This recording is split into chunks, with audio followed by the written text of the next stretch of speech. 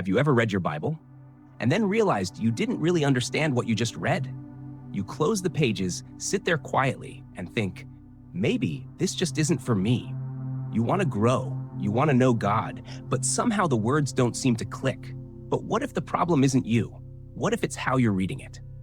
Today, we're diving deep into one of the most powerful, practical, and life-changing ways to study Scripture, the Inductive Bible Study Method. This method helps you not only read the Bible, but actually understand it, verse by verse, thought by thought, truth by truth. Welcome to BibleFix, where we help you grow deeper in your faith, one truth at a time. So grab your Bible, a pen, and maybe your coffee, because this one's going to change the way you read Scripture forever. Why studying the Bible matters. Let's start with something simple but powerful. Why does Bible study even matter? You see, the Bible isn't just a religious book. It's God's Word, His voice, His thoughts, His heart revealed to us. When you open the Bible, you're not just reading ink on paper. You're reading the living words of the Creator. That's why Hebrews 4:12 says, "The Word of God is living and active." But here's the thing. Many of us read the Bible casually, a verse here, a devotion there, but we don't always study it. We read for comfort, but not always for comprehension. And when that happens, it's easy to misinterpret verses, take them out of context, or miss what God is really saying. Studying the Bible deeply matters because it helps you know God's heart, not just His blessings. Stand firm on truth, not feelings. Recognize false teaching when you hear it. And most importantly, grow a faith that's grounded, not drifting. So how do we move from surface-level reading to true understanding? That's where the Inductive Bible Study Method comes in. What is the Inductive Bible Study Method? Let's break it down. The word inductive means drawing conclusions based on evidence. In other words, you let the text speak for itself. You don't start with what you think it means. You discover what God actually said. It's a simple but powerful three-step process. 1. Observation. What does the text say? 2. Interpretation. What does it mean? 3. Application. How does it apply to my life? You're like a spiritual detective, examining every detail, asking the right questions, and connecting the truth. This method doesn't just inform your mind, it transforms your heart. So let's go step by step. Step 1. Observation. What does the text say? Here's the first rule. Slow down. Don't rush. Don't skim. Don't assume. Observation means you look at what's there, not what you think is there. You're training your eyes to notice the details. Ask questions like, who is speaking? Who is being spoken to? What's happening in this passage? When and where is it taking place? Are there repeated words or phrases? What commands, promises, or contrasts do you see? Let's take an example. Philippians 4:6-7. Do not be anxious about anything, but in everything by prayer and supplication with thanksgiving, let your requests be made known to God. And the peace of God, which surpasses all understanding, will guard your hearts and your minds in Christ Jesus.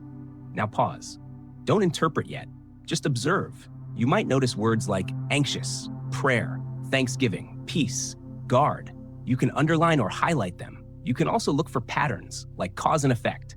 If I stop being anxious and start praying with thanksgiving, then the peace of God guards my heart. See, you're already seeing truth just by slowing down and observing. You're training your eyes to see what's there, not what you assume is there. Step 2. Interpretation. What does it mean? Now that you've seen the details, it's time to understand what they mean. Interpretation asks, what was the author's original message? How would the first audience have understood it? What's the purpose of this passage? This is where context is everything. You can't pull one verse out of the Bible and build a belief around it. You have to see how it fits into the whole chapter, the whole book, and the whole story of Scripture. Let's go back to Philippians 4:6-7. Who wrote it? The Apostle Paul. Where was he? In prison. What's the context? He's encouraging believers to stand firm in joy, even in suffering. So when Paul says, don't be anxious, he's not giving a motivational quote. He's giving a command rooted in trust. He's saying, even when life is falling apart, choose prayer over panic. That's what interpretation does. It pulls out the truth beneath the surface. It takes the words you observed and connects them to God's meaning. A few tips. Let Scripture interpret Scripture. If you're unsure what a verse means, see how the Bible explains it elsewhere. Check the historical and cultural background. Who was this written to? What was happening at that time?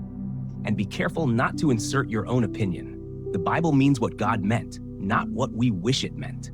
When you interpret correctly, the Word becomes alive with clarity and power. Step 3. Application. How does it apply to my life?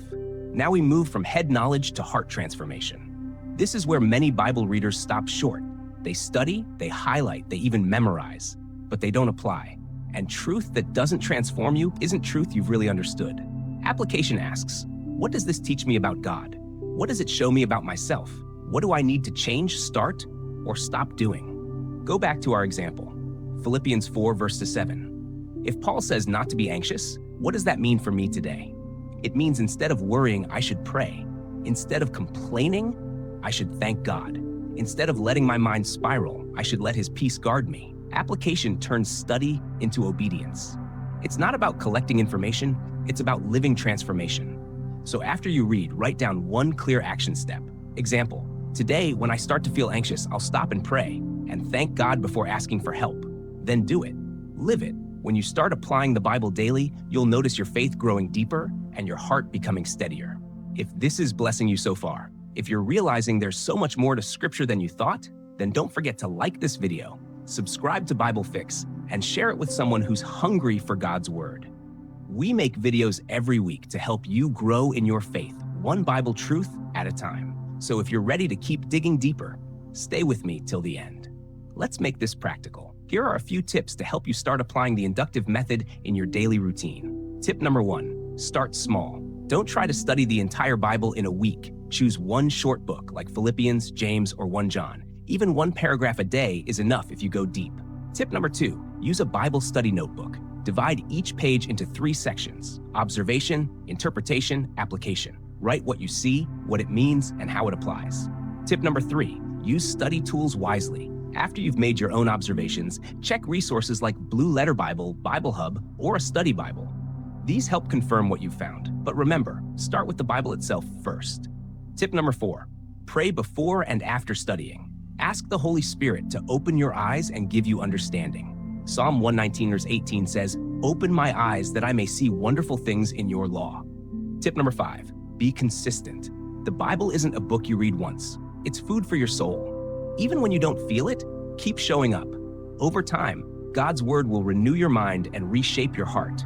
Remember, the goal isn't to finish the Bible, it's to let the Bible finish its work in you.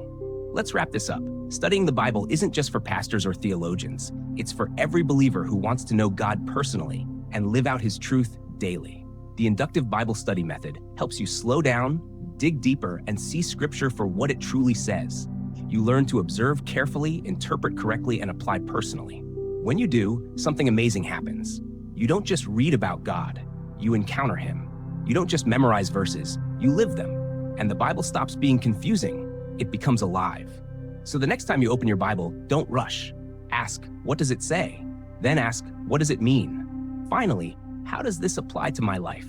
If you'll do that consistently, I promise, the Word of God will begin to speak to you in ways you've never imagined. If this video inspired you to dig deeper into Scripture, type "I'm ready to dig deeper" in the comments below. And don't forget to like, share, and subscribe to BibleFix, where we help you fix your focus, one Bible truth at a time. Thanks for watching. And remember, the more you study His Word, the more you'll understand His heart. See you in the next one.